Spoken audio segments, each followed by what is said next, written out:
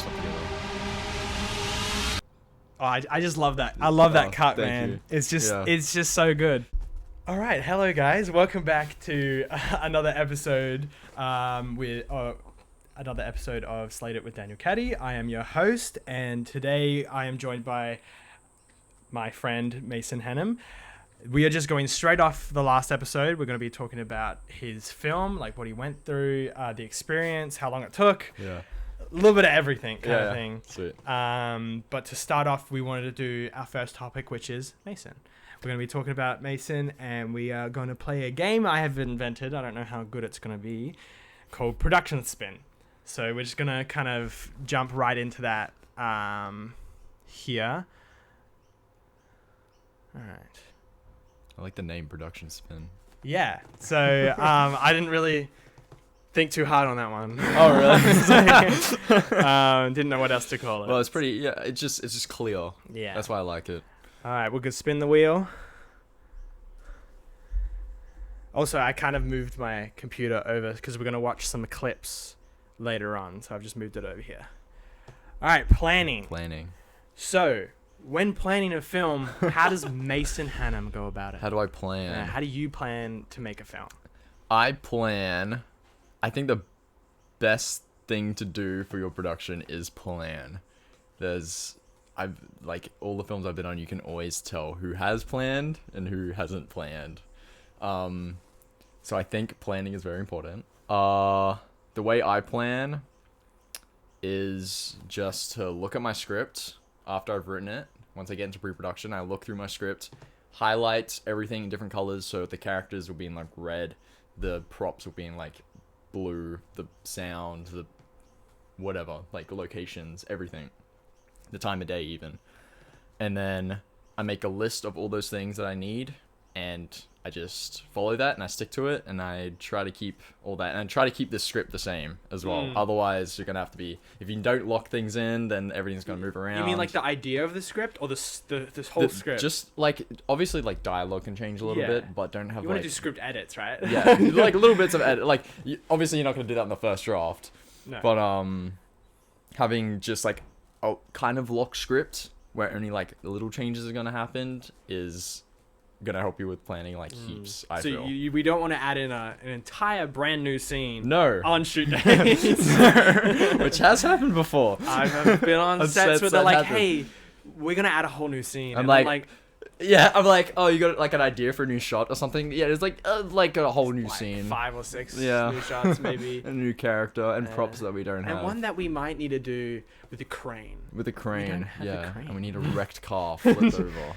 Yeah, whose car are we gonna use? Yeah. I was thinking yours looks kind of nice. Yeah. So I think planning is important. Okay.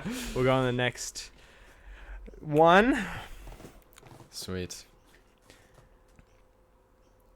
Pre-production. So this is kind of like planning in a sense. Yeah. But this is more, instead of like how do you go about pre-production with crew? Like with crew, who are you gonna involve straight away? Like after that? I try to find out who my crew is, like kind of straight away. Just have them always, even when I'm writing, I'm like talking about it to them. I kind of have it in mind, like who I want, and I'm talking about it to them, and they're kind of just thinking already that they're gonna be a part of the crew. Like I have like I have some like sessions where I just write with people, and all the people I write with, I know that they're going to be on my film, so we're talking about it like they're going to be a part of the crew, and like I already know what their role is going to be, so I'm going to be talking about them. Like if they're going to be doing lighting, I'm going to be talking to them about what the lighting's going to look like for my shoot, and then I just cast everyone. I usually already have in mind for like who I want to cast. I usually write for people. I find is just a bit easier than trying to find someone who perfectly represents your character. And then I just have some meetings with everyone, do like a couple table reads. I don't like to rehearse too much because a lot of people like to rehearse a lot. I think it's better just to keep it fresh for the actors, and even on the day sometimes just like rehearsing blocking for the first time, because the actors want to have something to say and be like, oh, I think it would be better if I do this or do that, and we'll just move the camera around them. Okay. So I don't I'm pretty loose with it because I want it to feel natural still, and like like we're doing it for the first time, it doesn't feel like emotionless or artificial. I want it to feel like real. Nice. So I think it's more of a discussion about the scene and the feelings through it instead of having them do it over and over again. And so they're just like, oh yeah, they get desensitized to it. It's like numbing. So you make sure they memorized it. Yeah. But then when you get in the scene, you're getting like the raw emotions straight off the bat. Exactly. I know some people work differently, but I think that's the way that I just operate. It's cooler. To me, it is. 100%, for sure. All right, let's go on to the next one. We'll do one more, and then we'll move on to something else. Sweet. Post-production. All right, so we did planning, and then we go post-planning. Post-planning. So this is like editing and all that.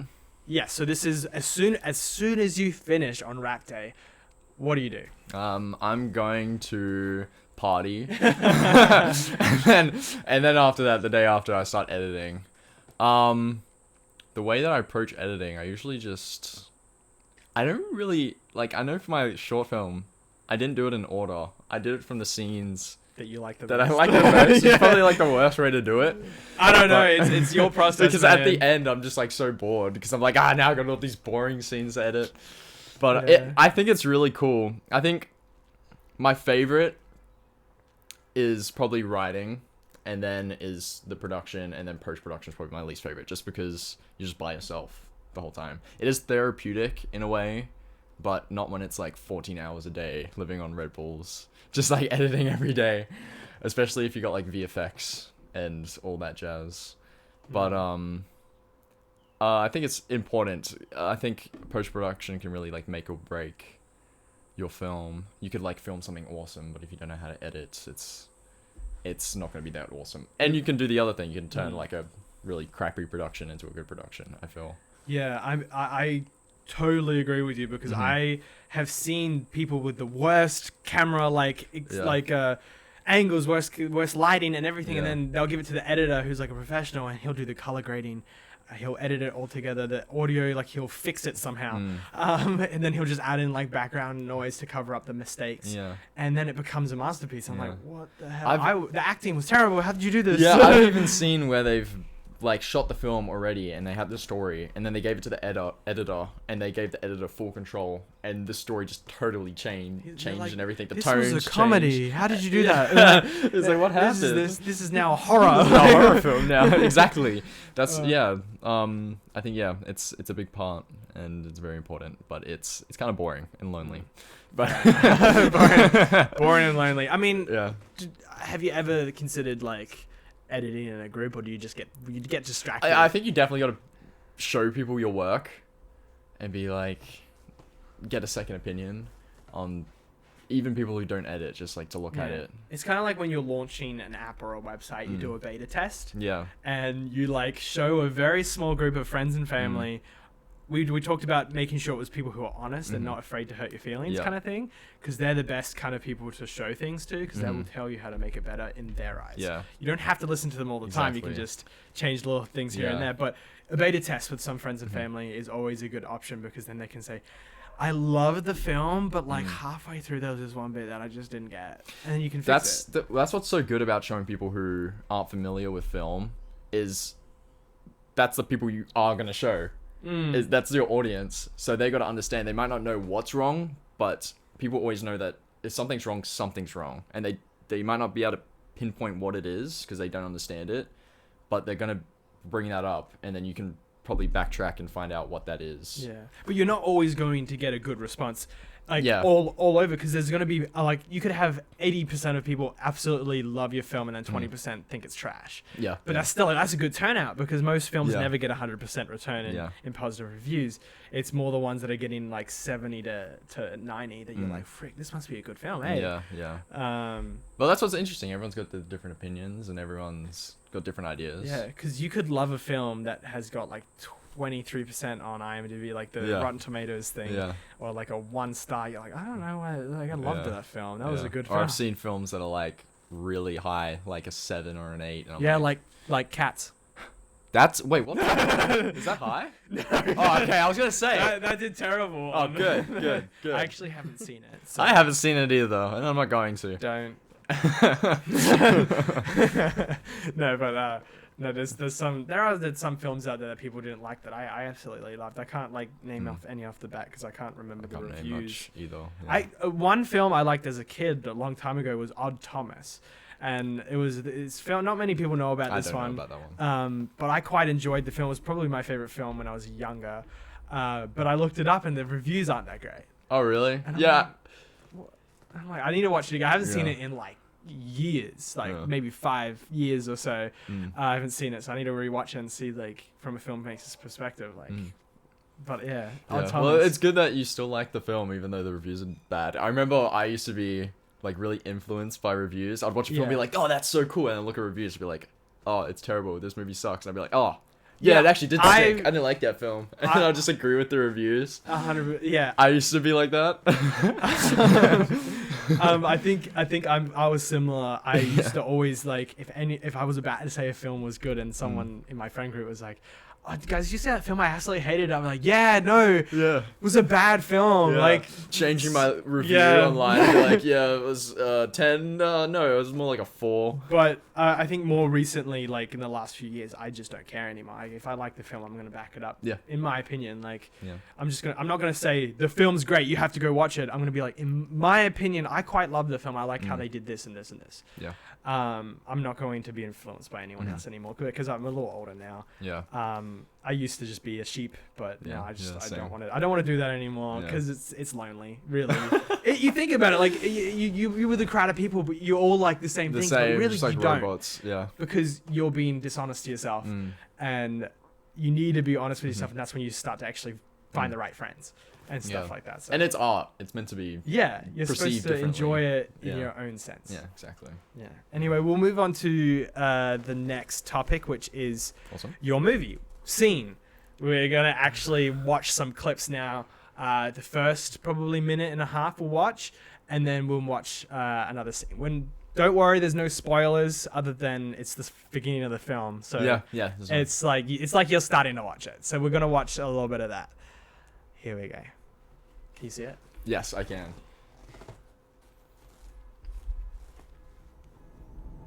I'm also in this film, by the way, guys. Very shortly. There he is. I can see your legs. Your makeup, the special effects person did great with Oh that yeah, blood. Emily. Yeah, she was awesome. This was actually the last day of shooting, eh? This whole scene was just one day. Took about like 4 hours. There's Josh. There I am. The music is great, by the way. Oh, thank you. Yeah. Sound effects in there. We just put a bunch of stuff together. Oh, I just love that. I love that Oh, cut, thank man. you. It's just Yeah. it's just so good. That was filmed during summer as well, so it was so hot. I felt Georgie's the main character there. She was such a trooper through that because she was wearing like a cotton kind of like sweater, and it was summer, and I was like for 4 hours in the middle of the day in Australia, and it was just There you are. Oh, that's me. Yeah. All right, we'll stop it there for now. That first clip. Yeah. So especially with actors, like we do so much for a film. Like if we're passionate about it, we will do almost anything. Because I remember that last day of shoot, like you didn't tell me not to, but every time you said action, I held my breath because I'm supposed to be dead.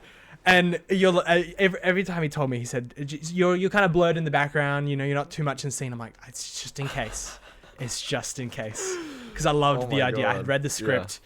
I had read the script way before you started. Like, I remember you came into class. I was in class, and you're like, Mason, I just read your script. Yeah. And you're like, I'm gonna be in the film, and I was like, okay, I got a character in mind. Yeah. I was like, do you have anything? What do you have? I And remember, you're like, I remember. I have this, or I have dead boyfriend. Done. I'll be dead boyfriend. I can do that. Yeah, Like, I remember that conversation. I was so stoked. You were like one of the first people to read the script, I'm pretty sure. Really? Yeah, and your reaction was just like, oh, I don't know. It was like so cool. I was like, oh my god, thank you so much. Wow. No, I'm honored. I never knew I was one of the first. Yeah, people you were to like read one it. of the first people. I think maybe like Oliver read it maybe first, and then I think you were the next person. Yeah. Because no one else wrote it before. Wow. Okay. I was really stoked that you liked it. Yeah. I sat down and I read it from start to finish, like the beginning. How did you get the script? Um, oh no, I think Georgie. I got it from Udo. That's right. I stole it from Udo him. would have read it first. You then. guys will meet Udo in like future episodes. Yeah. We'll have him on. Oh, true. Yeah, Yeah. nice. Udo's awesome. We love Udo. Yeah, because I remember he was gonna be one of the characters as well. Yeah. Yeah. but Actually, that quick didn't end up side happening. story. Udo, right? I don't know if you know this, but in my acting class, Mhm. there was someone who really, really liked Udo. She thought he was the best. Yeah. So for her birthday, I got her a signed, framed copy of Udo. Because Udo was my roommate for about 6 months. Yeah. I didn't even tell him. I printed these photos out of him, like my brother did headshots of him. And I come home and they're on the bench. He's like, "What are these?" Was and this I'm for like, the Secret Santa? I gave it to Mitch as well. Mitch, his Oh, Secret Santa. I gave him one. Because I remember seeing that, and I remember I thought Udo got that for someone. No, that was me. I remember seeing that, and I was like, "What? Udo's got a photo of himself and just signed it and gave it to someone for Secret Santa." Yes, you guys. That's something he would do, though. He would. He would do. You that. guys would totally understand when you see Udo. Like this man, I could even start selling frame signed copies of Udo, and he's not like before he's famous. Oh yeah, He will be for sure. People he's. We'll do a whole I love store. Udo. Anyway, let's move to the next clip. Where this is your, I'd say, favorite clip? This is my favorite. This yeah. is your favorite bit. This is my favorite scene, just because. Do we want to go kind of from like this bit here? Yeah, we'll go from there. We'll go from there. Okay. Well, let's just like hit play and see. Okay. So tensions are high right now. Tensions We are high. won't talk too much about that because we don't want spoilers. But tensions are high. Yeah. We'll just let it play out.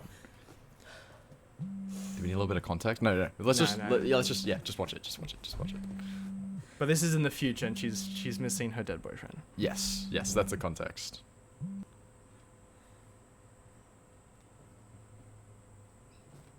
She's also in the bathroom, right? Yeah.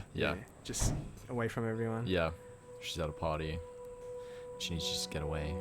Georgie's an amazing actor as well. She's like one of my favorite people to work with. Yeah. She was like so dedicated.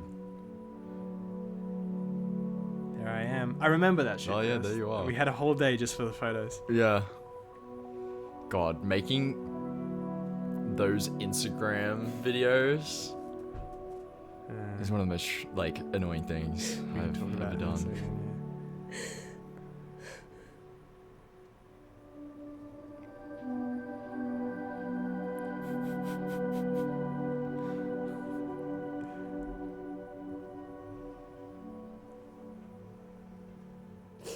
Bro, I'm getting goosebumps already, man. Really? I've seen this so many times. I've seen this so many times as well. Just editing. All right, let's end it there before we get too many. Oh, okay. Yeah. All right, so that scene, yeah, I've watched this film freaking 100 times. I don't know, but a lot of times, especially the ending. I've probably already mentioned that, but the ending just. Oh, it ties everything together. The music, anyway, because we want you guys to watch it in the future. Yeah. I won't ruin it. But this scene here, walk us through what you kind of had in plan for this. For this scene, my idea, what I wanted to do was have a scene between two things and just shoot the coverage, basically over the shoulder of each, which is the phone and Georgie's character. And I wanted a scene where they're basically talking, but there's no dialogue. And it's a conversation between them. And we just flick between the two. That was my idea for the scene. Because I think it's... If you can... Matthew McConaughey said this. If you can mean something and do it without saying anything, do it without saying anything. Just, do it with a look or something. Okay. So you just had her scroll through the old his old Instagram, and just look at some old photos and videos of their relationship. And that is saying something to her. Yeah, I mean, honestly, you can watch that whole scene. There's no dialogue or anything. It's just you can feel the emotion. The cuts are great. Oh, thank you. Just because it's keeping the viewer engaged as well. It's not just on her the whole time, but we're getting to see a little bit of everything kind of thing. And yeah, Georgie did a great job in that scene as well. She does a great job throughout the whole film. Yeah. But it's just, I and I get to see me a little bit more. Yeah. Because those two scenes I just showed you, the only part of the film I'm actually in, which is great because I talk about this film so much to everybody, and it's the only one I've been a part of that I'm in so little. I would have loved to be more involved with that one, but that's just, it was, I think I got the right part, honestly, even though it was short. I think I definitely enjoyed think so that too, part yeah. better than any of the other ones. Yeah. It was, yeah. But, you know, I'll be in his future films for sure. 100%. I need you. Yeah. All right. But yeah, I think that was just the heart of the film, that scene as well. That's just like the emotional core of the whole film. Yeah, And that's why I liked it so much. Yeah, it was, I say it a lot, but we hopefully you guys get to see it in the future. He hopefully has plans for it because he told me a little while ago he kind of just forgot about it, which is crazy. I know, but I guess it's from a filmmaker's perspective. I get it because it's just the next project. You're just working on the next project. Yeah, to me, like distributing is probably like the thing I'm worst at. I'm bad at like selling myself, but I'm more so, once I'm done with something, I'm done with it. Like, I'm on to the next thing. I don't want to work on something else. I just want to make something else. I just want to make.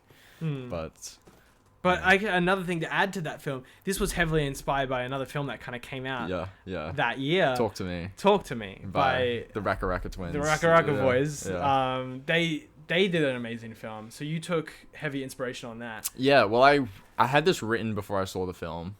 I was always inspired by the like YouTube stuff. That's how I got into like VFX. It's just watching their YouTube things. Ever since I was like 9. And then I started writing this, and then I found out they were making a movie. I was like, oh, the guys that's like been my idol, they're into film as well. I didn't know this. So then I watched their film, and it was so good. It's like, obviously it's not like the best film ever or anything, but it's don't say that. Who knows? They could be watching. Oh shit! Yeah. But it's little old me. But it was personal for me. Yeah. And because it just felt so realistic. I'm not sure if it was because it was just so well written, or it's because it's just that Australian culture and that's what I'm used to, and it just felt real. We actually got to meet those guys, the twins. Oh yeah. Remember, we got to go to a Q&A in the Gold Coast. Yeah. And I got to shout out your film. I was gonna say, you shouted me out. You're like, the guy in the red cap over there, and I'm just like this the whole time. You hid. I was like, yeah, that's me. But no, hopefully, like, it's been a work in progress. But hopefully they get to watch the film. That'd be so cool. That would be awesome. Be so cool. We will get it to them. You guys can you help us out? We'll get them to watch the film. Yeah. But get them to watch this video, and then we can get them to watch his film. Yeah. But yeah, what do we got next? We're just really talking about the experience of seeing and stuff. Have we missed anything? Because I mean, there's a lot to cover when making a film. Oh, there's so much I could talk about. Like literally anything, I could talk about it for like ever. How about we'll end it here. If you guys want to hear more about seeing the experience, or even just want Mason back, I mean, he'll be back. But like, if you want him back, let us know. Leave in the comments if you want to watch the film.